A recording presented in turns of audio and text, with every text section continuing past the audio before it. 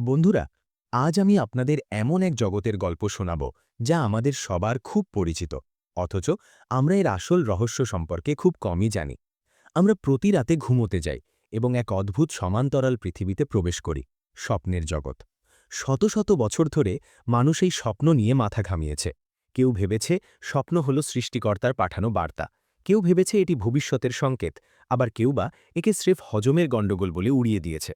কিন্তু ১৯ শতকের শেষ ভাগে সিগমান্ড ফ্রয়েড নামের এক চিকিৎসক যখন তার বিখ্যাত বই দ্য ইন্টারপ্রিটেশন অফ ড্রিমস লিখলেন, তখন থেকে আমাদের দৃষ্টিভঙ্গি পুরোপুরি বদলে গেল। ফ্রয়েড আমাদের বোঝালেন যে স্বপ্ন কোনো অবাস্তব কল্পনা বা অর্থহীন জৈবিক প্রক্রিয়া নয়, বরং এটি আমাদের মনের গভীরতম লুকোনো ইচ্ছে আর চিন্তার এক জটিল প্রকাশ। আপনারা হয়তো ভাবছেন, স্বপ্ন নিয়ে আলোচনার আবার ইতিহাস কি থাকতে পারে? ফ্রয়েড তার গবেষণার শুরুতে সমসাময়িক বিজ্ঞানীদের কথা উল্লেখ করেছেন, যারা স্বপ্নকে তেমন গুরুত্ব দিতেন না। প্রাচীনকালে মানুষ বিশ্বাস করত স্বপ্ন হল অতি প্রাকৃত কোনো শক্তির কাজ। গ্রিক ও রোমান দার্শনিকরা মনে করতেন স্বপ্ন আমাদের ভবিষ্যতের পথ দেখায়। যেমন আর্তেমিদোরাস স্বপ্ন ব্যাখ্যার এক বিশাল শাস্ত্র তৈরি করেছিলেন। কিন্তু বিজ্ঞানের অগ্রগতির সাথে সাথে এই ধারণাগুলো ফিকে হয়ে আসতে শুরু করে। অ্যারিস্টটলের মতো দার্শনিকরা বলতে শুরু করেন যে স্বপ্ন কোনো ঐশ্বরিক প্রেরণা নয়, বরং এটি ঘুমানোর সময় মানুষের মনেরই একটি কাজ। তিনি লক্ষ্য করেছিলেন যে শরীরের ছোট কোনো অনুভূতি স্বপ্নে বড় হয়ে ধরা দেয়। যেমন কেউ যদি ঘুমানোর সময় শরীরে সামান্য গরম অনুভব করে, তবে সে হয়তো স্বপ্ন দেখবে যে সে আগুনের ওপর দিয়ে হাঁটছে। ফ্রয়েড যখন তার কাজ শুরু করেন, তখন তিনি দেখলেন যে চিকিৎসা বিজ্ঞান স্বপ্নকে স্রেফ একটি শারীরিক উত্তেজনা হিসেবে দেখছে, কিন্তু এর ভেতরের মনস্তাত্ত্বিক গুরুত্বকে এড়িয়ে যাচ্ছে। স্বপ্ন এবং আমাদের জাগ্রত জীবনের মধ্যে সম্পর্কটা ঠিক কী? এই নিয়ে পণ্ডিতদের মধ্যে বড় বিতর্ক ছিল। বুরডাক নামের এক বিজ্ঞানী মনে করতেন স্বপ্ন আমাদের প্রতিদিনের দুঃখ কষ্ট থেকে মুক্তি দিতে চায়। আমরা সারাদিন যা নিয়ে চিন্তিত থাকি, স্বপ্নে ঠিক তার উল্টো কিছু দেখি, যাতে মন একটু শান্তি পায়। স্ট্রাম্পেল আবার বলেছিলেন স্বপ্ন দেখার সময় মন যেন বাইরের জগৎ থেকে নিজেকে গুটিয়ে নিয়ে এক নির্জন ঘরে ঢুকে পড়ে। কিন্তু অন্যদিকে হাফনার বা মেরির মতো গবেষকরা এর ঘোর বিরোধিতা করেছেন। তারা বলেছেন আমাদের স্বপ্ন সবসময় আমাদের জাগ্রত জীবনের চিন্তা থেকেই শুরু হয়। একটু ভালো করে লক্ষ্য করলেই আমরা স্বপ্নের ভেতর আমাদের গত কয়েকদিনের অভিজ্ঞতার সুতো খুঁজে পাব। এই যে দুদিকে দুটি বিরোধী মত, স্বপ্ন কি জীবন থেকে বিচ্ছিন্ন কিছু, নাকি জীবনেরই অংশ, এই অমীমাংসিত বিতর্কের মাঝেই ফ্রয়েড তার নতুন তত্ত্ব নিয়ে হাজির হলেন। তিনি বললেন স্বপ্নের উপকরণ যাই হোক না কেন, তা সবসময় আমাদের বাস্তব অভিজ্ঞতা থেকেই আসে। স্বপ্নের একটা অদ্ভুত ক্ষমতা আছে, যা আমাদের স্মৃতিশক্তিকে এক অনন্য উচ্চতায় নিয়ে যায়। একে বলা হয় হাইপার মনেসিক ক্ষমতা। এমন অনেক কিছু যা আমরা জেগে থাকা অবস্থায় পুরোপুরি ভুলে গিয়েছি বলে ভাবি, তার স্বপ্নে একদম জীবন্ত হয়ে ফিরে আসে। ডেলবুফ নামের এক গবেষক তার এক স্বপ্নের চমৎকার গল্প শুনিয়েছেন। তিনি স্বপ্নে তার বাড়ির উঠোনে বরফের মধ্যে দুটি গিরগিটি দেখতে পান। স্বপ্নে তিনি গিরগিটি দুটিকে গরম করে সুস্থ করার চেষ্টা করেন এবং তাদের এক ধরনের ফার্ন বা লতাপাতা খেতে দেন। সেই লতাপাতাটির ল্যাটিন নাম তার স্বপ্নে স্পষ্ট ফুটে উঠেছিল, অ্যাসপ্লেনিয়াম রুটা মুরালিস। জেগে ওঠার পর ডেলবুফ অবাক হয়ে দেখলেন তিনি এই নামের কোনো লতাপাতার কথা কখনো শোনেননি, এমনকি তিনি সামান্যই ল্যাটিন জানতেন। কিন্তু দীর্ঘ ১৬ বছর পর এক বন্ধুর পুরনো হার্বেরিয়াম অ্যালবাম ঘাঁটতে গিয়ে তিনি সেই একই লতাপাতা খুঁজে পেলেন এবং অবাক হয়ে দেখলেন সেখানে তার নিজের হাতের লেখা ল্যাটিন নামটি লেখা ছিল। অর্থাৎ ২ বছর আগে তিনি কোনো এক সময় এই নামটি লিখেছিলেন, যা তার সচেতন মন ভুলে গেলেও অবচেতন মন ঠিকই ধরে রেখেছিল। বন্ধুরা, এই ঘটনাটি আমাদের শেখায় যে মনের গহীনে কোনো কিছুই আসলে হারিয়ে যায় না। শৈশবের অনেক স্মৃতি যা আমরা বড় হয়ে ভুলে গেছি, তাও স্বপ্নের মাধ্যমে উকি দেয়। মেরি একবার তার ছোটবেলার চাহত ট্রিলপোর্টের কথা স্বপ্ন দেখেন, যেখানে তিনি রাস্তার এক প্রহরীর সাথে কথা বলছিলেন। জেগে ওঠার পর তিনি ভাবলেন হয়তো ওটা নিছকই কল্পনা। কিন্তু পরে তার পরিবারের এক পুরনো ভৃত্যের কাছে জানতে পারলেন যে সত্যিই ট্রিলপোর্টে সি নামে এক প্রহরী ছিল, যে তার বাবার তৈরি করা ব্রিজের দেখাশোনা করত। ফ্রয়েড নিজেও লক্ষ্য করেছেন যে আমাদের অনেক স্বপ্নের উৎস লুকিয়ে থাকে আমাদের জীবনের প্রথম কয়েক বছরে। কখনো কখনো অতি সাম্প্রতিক ঘটনা আর অতি পুরনো কোনো ঘটনা স্বপ্নের সুতোয় এক হয়ে গেঁথে যায়। স্বপ্নের আরও একটা অদ্ভুত বিশেষত্ব হল এর নির্বাচন ক্ষমতা। আপনারা নিশ্চয়ই লক্ষ্য করেছেন যে সারাদিনের বড় কোনো দুশ্চিন্তা বা গুরুত্বপূর্ণ ঘটনা অনেক সময় আমাদের স্বপ্নে আসে না। পরিবর্তে রাস্তার কোনো এক অপরিচিত মানুষের কপালে থাকা একটি আঁচিল বা বাসে শোনা কোনো এক তুচ্ছ কথা স্বপ্নে বড় হয়ে ধরা দেয়। হিলডেব্র্যান্ড অবাক হয়ে বলেছিলেন যে আমাদের মনের সবচেয়ে গভীর আবেগগুলো স্বপ্নে অনেক সময় ঘুমিয়ে থাকে, অথচ দিনের তুচ্ছতম জঞ্জালগুলো সেখানে রাজত্ব করে। ফ্রয়েড কিন্তু একে নিছক খামখেয়ালিপনা বলেননি। তিনি বলেছেন এই তুচ্ছ বিষয়গুলো আসলে কোনো এক গভীর এবং গুরুত্বপূর্ণ চিন্তার ছদ্মবেশ মাত্র। এখন প্রশ্ন আসতে পারে স্বপ্ন শুরু হয় কিসে? কিসে আমাদের ঘুমে ব্যাঘাত ঘটিয়ে স্বপ্নের জগৎ তৈরি করে? বিজ্ঞানীরা এর পেছনে অনেক ধরনের প্রভাবক বা স্টিমিউলির কথা বলেছেন। প্রথমত, বাইরের শব্দ, আলো বা স্পর্শ। ধরুন ঘুমানোর সময় আপনার ঘরে অ্যালার্ম ঘড়ি বেজে উঠল। আপনার মন হয়তো সাথে সাথে আপনাকে জাগিয়ে দেবে না, বরং সে সেই শব্দটিকে স্বপ্নের ভেতর সাজিয়ে নেবে। হয়তো আপনি স্বপ্নে দেখবেন গির্জার ঘণ্টা বাজছে বা থালা বাসন পড়ে ঝনঝন শব্দ হচ্ছে। মেরি একবার এক দুঃস্বপ্ন দেখেছিলেন। তিনি ফরাসি বিপ্লবের সময় গিলোটিনে মৃত্যুদণ্ডিত হয়েছেন এবং তার ধার ধর থেকে আলাদা হয়ে গেছে। জেগে উঠে তিনি দেখেন তার বিছানার ওপরের বোর্ডটি তার ঘাড়ের ওপর পড়ে আছে, ঠিক যেখানে গিলোটিনের ছুরি পড়ার কথা। এই স্বপ্নটি বিজ্ঞানীদের মধ্যে আলোড়ন সৃষ্টি করল। তারা ভাবলেন, 1 সেকেন্ডের সামান্য এক অনুভূতিকে কেন্দ্র করে মন কিভাবে এত বড় এক কাহিনীর ছবি তৈরি করতে পারে। শুধু বাইরের জগৎ নয়, আমাদের শরীরের ভেতরকার অনুভূতিও স্বপ্নের উৎস হতে পারে। ফ্রয়েড এবং অন্যান্য গবেষকরা দেখেছেন যে শরীরের কোনো অঙ্গের অস্বস্তি বা রোগ অনেক সময় স্বপ্নের মাধ্যমে প্রকাশ পায়। যেমন হৃদরোগে আক্রান্ত ব্যক্তিরা অনেক সময় দুঃস্বপ্ন দেখেন যে তারা কোনো সংকীর্ণ জায়গা দিয়ে ছুটছেন বা মারা যাচ্ছেন। এমনকি ফ্রয়েড দেখিয়েছেন যে যৌন উত্তেজনা কিভাবে স্বপ্নে বিভিন্ন রূপক বা প্রতীকের মাধ্যমে ফুটে ওঠে। হিলডেব্রান্ড সুন্দর করে বলেছেন যে স্বপ্ন যেন আমাদের মনের ভেতরকার এক সতর্ক প্রহরী, যে শরীরে কোথাও কোনো সমস্যা থাকলে স্বপ্নের ভাষায় আমাদের সাবধান করে দেয়। কিন্তু সবচেয়ে রহস্যময় হল স্বপ্নের মনস্তাত্ত্বিক উৎস। ফ্রয়েড দাবি করেছেন যে আমাদের স্বপ্নের আসল চালিকা শক্তি হল আমাদের মনের ভেতরের অতৃপ্ত বাসনা। আমরা সচেতন জীবনে যা করতে পারি না বা যা চাওয়া আমাদের জন্য সামাজিকভাবে নিষিদ্ধ, আমাদের অবচেতন মন সেই ইচ্ছেগুলোকে স্বপ্নে পূর্ণ করতে চায়। তবে এই ইচ্ছেগুলো সরাসরি আসে না। কেন আসে না? কারণ আমাদের মনের ভেতরে একজন সেন্সর বা কাঁচিওয়ালা বসে আছেন। তিনি আমাদের এই নিষিদ্ধ চিন্তাগুলোকে সরাসরি চেতনায় আসতে বাধা দেন। ফলে মন সেই ইচ্ছেগুলোকে বিকৃত করে, রূপক ব্যবহার করে বা সাজসজ্জা বদলে এমনভাবে উপস্থাপন করে যাতে সেন্সর তাকে চিনতে না পারে। একেই ফ্রয়েড বলেছেন ড্রিম ডিস্টর্শন বা স্বপ্নের বিকৃতি। স্বপ্নের আরও একটা অদ্ভুত দিক হল এর নৈতিক বোধ বা এথিক্স। আপনারা নিশ্চয়ই লক্ষ্য করেছেন যে স্বপ্নে আমরা এমন সব কাজ করে বসি যা বাস্তবে করা আমাদের পক্ষে অসম্ভব। অনেক সময় আমরা খুনের স্বপ্ন দেখি বা কোনো অনৈতিক কাজ করি, অথচ স্বপ্নে আমাদের মধ্যে কোনো অনুশোচনা বা ঘৃণা কাজ করে না। জেসেন বলেছিলেন যে ঘুমের সময় আমাদের বিবেক ঘুমে থাকে, কিন্তু ফ্রয়েড এবং হিলডেব্র্যান্ড আবার মনে করতেন যে একজন সজ্জন মানুষের নৈতিকতা স্বপ্নেও বজায় থাকে। যদি কোনো ভালো মানুষ স্বপ্নে অপরাধ বোধ করেন, তাহলে বুঝতে হবে তার অবচেতনে এমন কোনো সুপ্ত চিন্তা ছিল যার জন্য তার নৈতিক মন প্রতিবাদ জানাচ্ছে। অর্থাৎ স্বপ্ন আমাদের চরিত্রের সেই অন্ধকার দিকগুলোকে উন্মোচন করে, যা আমরা দিনের আলোতে নিজের কাছেও স্বীকার করতে ভয় পাই। এখন আমরা স্বপ্নের সেই রহস্যময় প্রক্রিয়ার ভেতরে ঢুকব, যাকে ফ্রয়েড বলেছেন ড্রিম ওয়ার্ক বা স্বপ্নের কাজ। আপনারা হয়তো ভাবছেন, স্বপ্ন যখন দেখি তখন মন হয়তো অগোছালোভাবে কাজ করে। কিন্তু ফ্রয়েড দেখিয়েছেন যে স্বপ্ন তৈরির পেছনে এক অসামান্য বুদ্ধিবৃত্তিক কারিগরি কাজ করে। এর প্রধান দুটি হাতিয়ার হল কনডেনসেশন বা ঘনীকরণ এবং ডিসপ্লেসমেন্ট বা সরণ। ঘনীকরণ মানে হল বিশাল এক সমুদ্রের জলকে এক গ্লাস জলে ভরে ফেলা। স্বপ্নের একটি ছোট দৃশ্যে বা একজন মানুষের চরিত্রে আসলে বাস্তব জীবনের অনেকগুলো ঘটনা বা অনেকজন মানুষ মিশে থাকতে পারে। ধরুন আপনি স্বপ্নে এমন একজনকে দেখলেন যার চেহারা আপনার বাবার মতো, কিন্তু গলার স্বর আপনার অফিসের বসের মতো, এবং সে কথা বলছে আপনার ছোটবেলার এক শিক্ষকের মতো।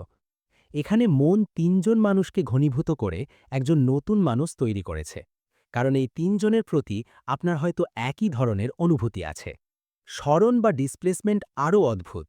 স্বপ্নে আমরা অনেক সময় দেখি যে খুব গুরুত্বপূর্ণ কোনো বিষয় একদম অবহেলিত হয়ে আছে, আর কোনো এক তুচ্ছ বিষয়কে নিয়ে আমরা অনেক বেশি আবেগপ্রবণ হয়ে পড়েছি। এটি কেন হয়? কারণ আমাদের মনের সেন্সর আসল এবং গুরুত্বপূর্ণ বিষয়টিকে সরাসরি আসতে দিতে চাইছে না, তাই সে তার গুরুত্ব সরিয়ে দিয়ে অন্য একটি নির্দোষ বিষয়ের উপর চাপিয়ে দিয়েছে।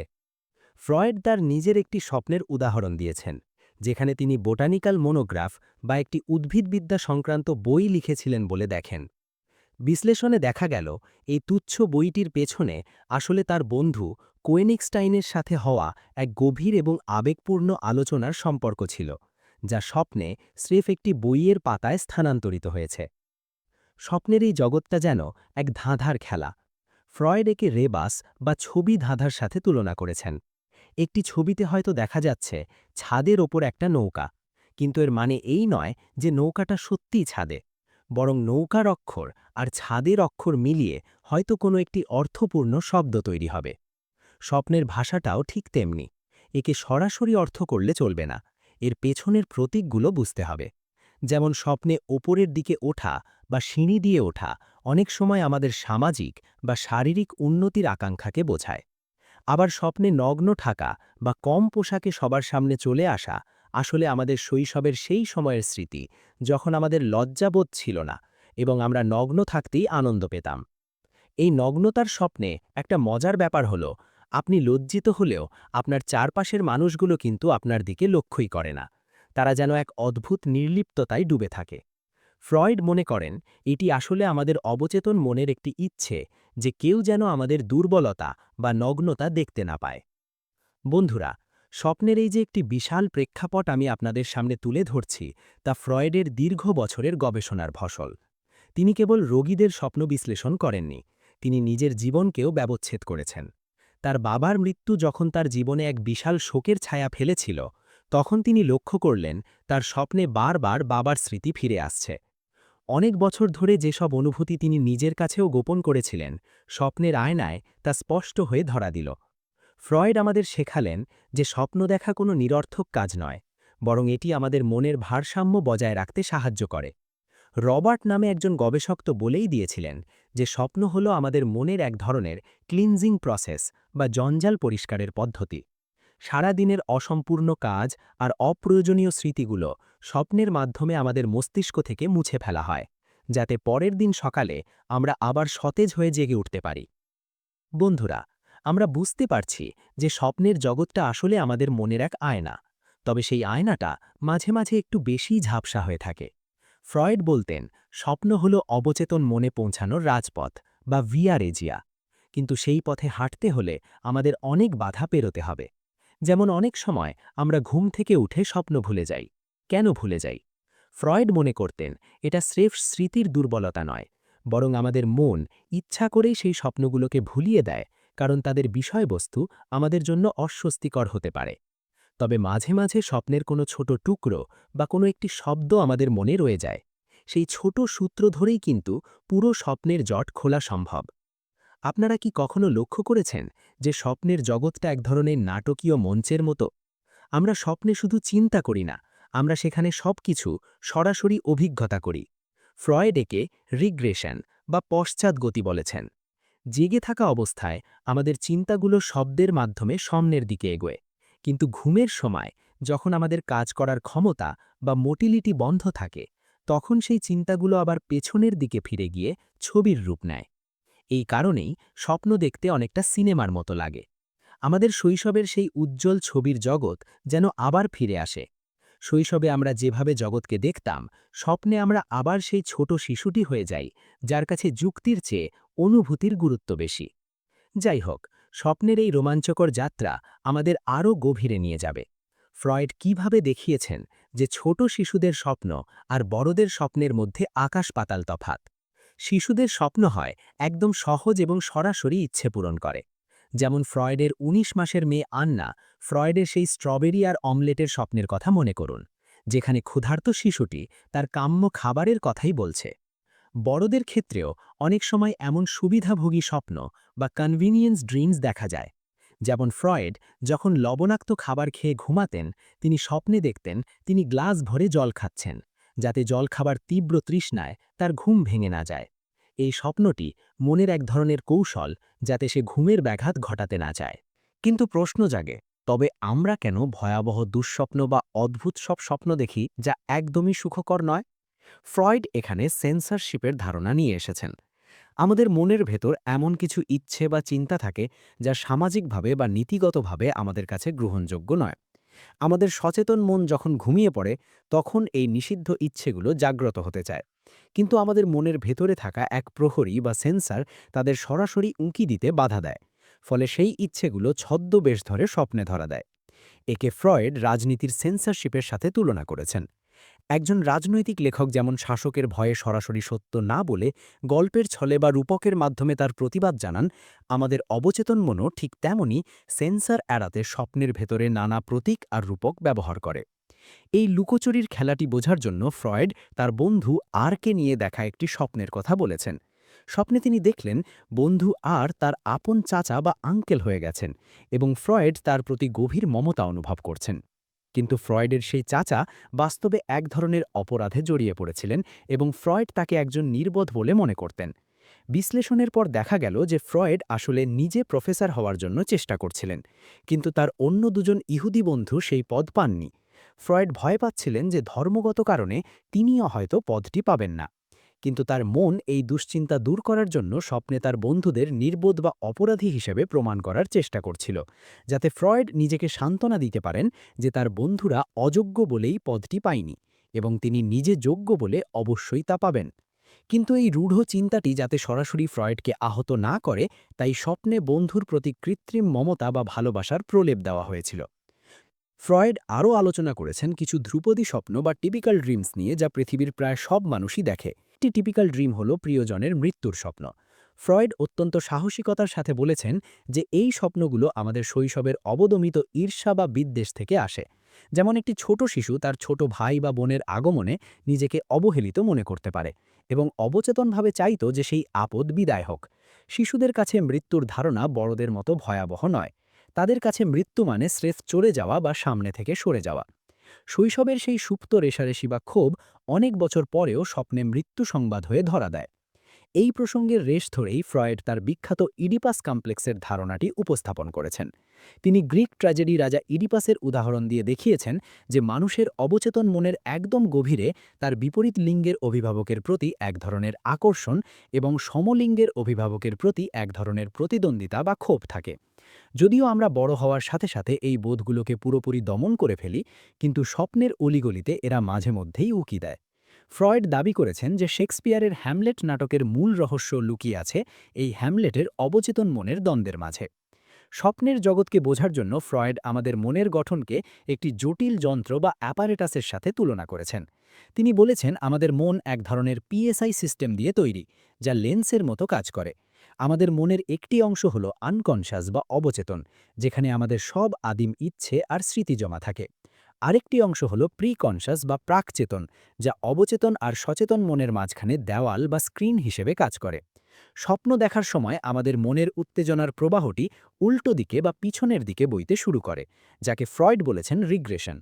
এর ফলেই আমাদের মনের শব্দগুলো ছবিতে রূপান্তরিত হয় এবং আমরা স্বপ্নকে বাস্তব বলে ভুল করি। বন্ধুরা, আমরা বুঝতে পারছি যে স্বপ্নের এই কারিগরি আসলে আমাদের মনের ভারসাম্য রক্ষার একটি চেষ্টা। স্বপ্ন হলো আমাদের ঘুমের প্রহরী। সে আমাদের অবদমিত ইচ্ছেগুলোকে মুক্তি দিয়ে আমাদের মনকে হালকা করে, যাতে আমরা শান্তিতে ঘুমোতে পারি। কিন্তু যখন কোনো ইচ্ছে সেন্সারের বাধা টপকে অতি বিকট রূপ ধারণ করে বা আমাদের সচেতন মনকে খুব বেশি ধাক্কা দেয়, তখন আমাদের ঘুম ভেঙে যায় এবং আমরা তাকে দুঃস্বপ্ন বলে ডাকি। আপনারা হয়তো ভাবছেন স্বপ্নে আমরা যে কথা বলি বা যে গাণিতিক হিসেব নিকেশ করি, সেগুলো কি সত্যিই আমাদের উপস্থিত বুদ্ধির পরিচয়? ফ্রয়েড কিন্তু বলছেন অন্য কথা। তার মতে স্বপ্ন নিজে থেকে নতুন কোনো কথা বা বাক্য তৈরি করতে পারে না। স্বপ্নে আমরা যা বলি বা শুনি তা আসলে বাস্তবে শোনা বা বলা কোনো বাক্যের অবশিষ্টাংশ, যেগুলোকে স্বপ্ন প্রক্রিয়া নিজের ইচ্ছে মতো কেটে কুটে বা জোড়া দিয়ে নতুন রূপ দেয়। ফ্রয়েড তার নিজের এক অদ্ভুত স্বপ্নের কথা বলেছেন, যাকে তিনি নন ভিক্সিট স্বপ্ন হিসেবে চিহ্নিত করেছেন। সেই স্বপ্নে তিনি দেখেন তার মৃত বন্ধু পিকে এবং এক পর্যায়ে ল্যাটিন ভাষায় বলেন নন ভিক্সিট, যার মানে হলো সে বেঁচে নেই। কিন্তু ব্যাকরণগতভাবে শব্দটি হওয়া উচিত ছিল নন ভিভিদ। জেগে ওঠার পর ফ্রয়েড বিশ্লেষণ করে দেখলেন এই ভুল শব্দটি আসলে তার অবচেতন মনের এক নিষ্ঠুর চাতুরি। তিনি দেখেছিলেন সম্রাট জোসেফের স্মৃতিস্তম্ভে লেখা আছে সালুটি প্যাট্রিয়ায় ভিক্সিট নন দিউ সেদ তোতুস, অর্থাৎ তিনি স্বদেশের কল্যাণের জন্য দীর্ঘকাল নয়, বরং সম্পূর্ণভাবে নিবেদিত ছিলেন। ল্যাটিন ভাষায় নন ভিভিত মানে হলো সে এখন জীবিত নেই। এটি একটি সাধারণ তথ্য। কিন্তু ফ্রয়েড স্বপ্নে বললেন নন ভিক্সিট, যার আক্ষরিক অর্থ সে বেঁচে ছিল না বা তার কোনো অস্তিত্বই ছিল না। সেই ভিক্সিট শব্দটি তার মনে গেঁথে গিয়েছিল। শৈশবে তার এক ভাণিজের সাথে মারামারি আর রেষারেষির যে স্মৃতি ছিল, সেই পুরনো শত্রুতা আর বর্তমানের পেশাগত প্রতিযোগিতার ক্ষোভ মিলেমিশে এই ল্যাটিন শব্দটির মাধ্যমে প্রকাশ পেয়েছে। এখানে গুরুত্বপূর্ণ ব্যাপার হলো স্বপ্ন কিন্তু ল্যাটিন গ্রামার জানত না। সে শুধু পুরনো এক স্মৃতির টুকরোকে বর্তমানের রাগের বহিঃপ্রকাশ হিসেবে ব্যবহার করেছে। একইভাবে স্বপ্নের গাণিতিক হিসেবগুলো কিন্তু বেশ চমৎপ্রদ। স্বপ্নে হয়তো আপনি দেখলেন ৩ ফ্লোরিন ৬৫ ক্রুজার খরচ হয়েছে, যার বদলে দোকানদার মাত্র ২১ ক্রুজার চেয়েছে। এই সংখ্যাগুলো কিন্তু অর্থহীন নয়। বিশ্লেষণ করলে দেখা যায় ৩৬৫ হলো বছরের দিন সংখ্যা আর ২১ হলো চিকিৎসার বাকি থাকা দিনগুলি। অর্থাৎ স্বপ্ন নিজে থেকে গুণ ভাগ করে না, বরং আমাদের অবচেতন মনের কোনো বিশেষ উদ্বেগের সাথে যুক্ত সংখ্যাগুলোকে সামনে নিয়ে আসে। এখন প্রশ্ন হলো, স্বপ্ন কেন মাঝে মাঝে এত উদ্ভট বা অবাস্তব হয়? আমরা তো দেখেছি আমাদের সচেতন মন সবসময় যুক্তি খোঁজে। ফ্রয়েড বলছেন স্বপ্নের এই অযৌক্তিকতা আসলে এক ধরনের উপহাস। আমাদের অবচেতন মন যখন কোনো চিন্তাকে বাজে কথা বা অসম্ভব বলে মনে করে, তখন স্বপ্ন সেই চিন্তাটিকে চূড়ান্ত উদ্ভটভাবে উপস্থাপন করে। যেমন ফ্রয়েড একটি স্বপ্নে দেখেছিলেন তার মৃত বাবা হাঙ্গেরির রাজনীতিতে বড় ভূমিকা পালন করছেন এবং তার সামনে অনেকগুলো ছোট ছোট ছবি দাঁড়িয়ে আছে। দৃশ্যটি ছিল একটি বইয়ের ছবির মতো। আসলে ফ্রয়েড তার বাবার অসুস্থতার সময়কার কিছু বেদনাদায়ক স্মৃতিকে অস্বীকার করতে চেয়েছিলেন। তার মন যেন বলতে চাইছিল মৃত্যু পরবর্তী সম্মানই আসল। অসুস্থ অবস্থার সেই করুণ দৃশ্যগুলো স্রেফ একটা ছবি মাত্র। যখনই আপনার কাছে কোনো স্বপ্ন খুব বোকা বোকা মনে হবে, জানবেন তার আড়ালে কোনো এক গভীর তথ্যকে উপহাস করা হচ্ছে। বন্ধুরা, স্বপ্নের ভেতরে আমাদের যে আবেগ বা অনুভূতি কাজ করে সেগুলোর গুরুত্ব কিন্তু অপরিসীম। স্ট্রিকার নামের এক পণ্ডিত বলেছিলেন, স্বপ্নে আমি যদি ডাকাত দেখে ভয় পাই তাহলে ডাকাতটি কাল্পনিক হতে পারে, কিন্তু আমার ভয়টা ছিল একদম খাঁটি। স্বপ্নের দৃশ্যপট পরিবর্তন হতে পারে, চরিত্র বদলে যেতে পারে, কিন্তু তার পেছনের আবেগটা অবিকল থেকে যায়। ফ্রয়েড এর নাম দিয়েছেন আবেগের স্থানান্তর। অনেক সময় আমরা খুব ভয়ঙ্কর কোনো দৃশ্য দেখেও স্বপ্নে ভয় পাই না, আবার খুব তুচ্ছ ব্যাপারে ভীষণ আনন্দিত হই। এর কারণ হলো স্বপ্ন প্রক্রিয়া আসল চিন্তার ওপর থেকে আবেগের পর্দাটা সরিয়ে দিয়ে অন্য এক তুচ্ছ বিষয়ের ওপর চাপিয়ে দেয়। ব্রেকফাস্ট শিপ নামে ফ্রয়েডের এক স্বপ্নের কথা ধরা যাক। সেখানে একটি কালো রঙের জাহাজ দেখা গিয়েছিল যা মাঝপথে কাটা ছিল। দৃশ্যটি ছিল বিষাদময়, কিন্তু স্বপ্নে ফ্রয়েড তেমন কোনো দুঃখ পাননি। পরে বিশ্লেষণে দেখা গেল যে সেই জাহাজটি আসলে তার এক বন্ধুর মৃত্যু আর শোকের স্মৃতির সাথে যুক্ত ছিল, কিন্তু স্বপ্ন প্রক্রিয়া সেই শোকের আবেগকে আড়াল করে ভ্রমণের এক আনন্দদায়ক স্মৃতির সাথে মিশিয়ে দিয়েছিল। স্বপ্নের শেষ পর্যায়ে কাজ করে সেকেন্ডারি ইলাবোরেশন বা গৌণ প্রক্রিয়াকরণ। এটি যেন আমাদের মনের ভেতরের এক সম্পাদক, যে স্বপ্নের অগোছালো টুকরোগুলোকে সাজিয়ে একটা গল্পের রূপ দেওয়ার চেষ্টা করে। অনেক সময় আমরা ঘুমের ঘোরেই ভাবি, এটা তো স্রেফ একটা স্বপ্ন। এটি আসলে আমাদের মনের এক ধরনের আত্মরক্ষা। যখন স্বপ্ন খুব বেশি অস্বস্তিকর হয়ে ওঠে, তখন আমাদের সচেতন মন এই যুক্তি দিয়ে নিজেকে শান্ত রাখতে চায়। এই সম্পাদক মহাশয় মাঝে মাঝে স্বপ্নের ভেতরে এমন সব যোগসূত্র তৈরি করেন যার আসলে কোনো ভিত্তি নেই। এই কারণেই ঘুম থেকে ওঠার পর যখন আমরা কাউকে স্বপ্নটা বলি, তখন সেটা যতটা গোছালো শোনায়, আসলে দেখার সময় তা ততটা ছিল না। এবার আমি আপনাদের এমন এক স্বপ্নের কথা বলবো যা এই পুরো আলোচনার মোড় ঘুরিয়ে দেবে। একটি মৃত শিশুর স্বপ্ন। একজন বাবা তার অসুস্থ সন্তানের শিয়রে দিনরাত জেগেছিলেন। শিশুটির মৃত্যুর পর ক্লান্ত বাবা পাশের ঘরে ঘুমানোর চেষ্টা করেন, আর পাশের ঘরটিতে মোমবাতি ঘেরা অবস্থায় শিশুটির দেহ রাখা ছিল। ঘুমের ঘরেই তিনি দেখলেন শিশুটি তার হাত ধরে বলছে, বাবা, তুমি কি দেখছো না যে আমি পুড়ছি? বাবা ধড়ফড় করে জেগে উঠে দেখলেন পাশের ঘরে সত্যি সত্যি একটি জ্বলন্ত মোমবাতি পড়ে গিয়ে কাফনের কাপড়ে আগুন ধরে গেছে। আপনারা হয়তো ভাববেন, এটা তো স্রেফ বাস্তব ঘটনার প্রতিফলন। কিন্তু ফ্রয়েড এখানেও সূক্ষ্ম এক ইচ্ছে পূরণ দেখিয়েছেন। বাবা যদি আওয়াজ শুনেই জেগে উঠতেন, তবে তিনি শুধু একজন মৃত সন্তানকেই দেখতে পেতেন। কিন্তু স্বপ্ন দেখার মাধ্যমে তিনি তার সন্তানকে আরও এক মুহূর্তের জন্য জীবিত অবস্থায় দেখতে পেলেন এবং সন্তানের মুখ থেকে কথা শুনতে পেলেন। এই যে আরও এক মুহূর্তের সান্নিধ্য পাওয়া, এটাই ছিল সেই শোকার্ত বাবার অবচেতন ইচ্ছে। বন্ধুরা, এই ঘটনাটি আমাদের স্বপ্নের সবচেয়ে বড় কাজটির কথা মনে করিয়ে দেয়। স্বপ্ন হল ঘুমের প্রহরী, গার্ডিয়ান অফ স্লিপ। যখন বাইরের কোনো শব্দ বা ভেতরের কোনো শারীরিক প্রয়োজন আমাদের ঘুম ভাঙাতে চায়, তখন স্বপ্ন সেই উত্তেজনাকে নিজের ভেতরে নিয়ে এক কাল্পনিক দৃশ্য তৈরি করে, যাতে আমাদের ঘুম ভেঙে না যায়। যেমন তৃষ্ণার্থ অবস্থায় মানুষ স্বপ্নে দেখে সে জল খাচ্ছে। এতে তার তৃষ্ণা মেটে ঠিকই, কিন্তু তৃষ্ণার অস্বস্তিতে সে সাথে সাথে জেগেও উঠে না। তবে যখন আমাদের মনের ভেতরের কোনো অবদমিত ইচ্ছে সেন্সরশিপের বাধা পেরিয়ে খুব বীভৎস রূপে সামনে আসে, তখন আমাদের সচেতন মন আর তাকে সামলাতে পারে না। ফলাফল হলে দুঃস্বপ্ন। এই দুঃস্বপ্ন আসলে আমাদের মনের এক ধরনের ব্যর্থতা, যেখানে স্বপ্ন আর ঘুমের প্রহরী হিসেবে কাজ করতে পারে না। স্বপ্নের রহস্য বুঝতে হলে আমাদের মনের গঠনকে একটি টেলিস্কোপ বা মাইক্রোস্কোপের লেন্সের স্তরের মতো ভাবতে হবে। ফ্রয়েড একে বলেছেন সাই সিস্টেমস। আমাদের মনের একদম গভীরে থাকে আনকনশাস বা অবচেতন, যেখানে আমাদের সব আদিম ইচ্ছে আর নিষিদ্ধ স্মৃতিগুলো জমা থাকে। এর ওপরে থাকে প্রিকনশাস বা প্রাকচেতন, যা সেন্সরশিপের কাজ করে। আর সবার ওপরে থাকে কনশাস মন বা সচেতন মন, যা বাইরের জগৎকে দেখে। স্বপ্ন দেখার সময় আমাদের মনের প্রবাহ উল্টো দিকে, অর্থাৎ স্মরণ থেকে স্মৃতির দিকে ধাবিত হয়। একেই ফ্রয়েড রিগ্রেশন বা পশ্চাৎগতি বলেছেন। এর ফলেই আমরা চিন্তাগুলোকে ছবি হিসেবে দেখি। শৈশবের সেই হারানো ছবির জগৎ যেন স্বপ্নের মাধ্যমে আবার আমাদের চেতনায় ফিরে আসে। গল্পের শেষে এসে আপনারা হয়তো ভাবছেন, স্বপ্ন কি তবে আমাদের ভবিষ্যৎ বলে দেয়? ফ্রয়েড স্পষ্ট ভাষায় বলেছেন, না, স্বপ্ন ভবিষ্যৎ নয়, বরং আমাদের অতীতকে সামনে নিয়ে আসে। প্রাচীন মানুষ স্বপ্নকে দেবতার আশীর্বাদ মনে করত, কারণ তারা জানত না আমাদের মনের ভেতরেই এক অমিত শক্তিশালী জগৎ আছে। স্বপ্ন আমাদের সেই হারানো দিনগুলোতে ফিরিয়ে নিয়ে যায়, যেখানে আমাদের ইচ্ছেগুলো ছিল লাগামহীন আর জগৎটা ছিল ছবির মতো রঙিন। এই ফ্রয়েডের গবেষণা আমাদের শেখায় যে কোনো মানুষই স্রেফ তার ওপরের খোলসটা নয়। আমাদের প্রত্যেকের ভেতরেই একটি অন্ধকার ঘর আছে, যেখানে আমাদের অতৃপ্ত বাসনাগুলো ডানা ঢাপটায়। স্বপ্ন হলো সেই ঘরে প্রবেশের চাবি বা রাজপথ।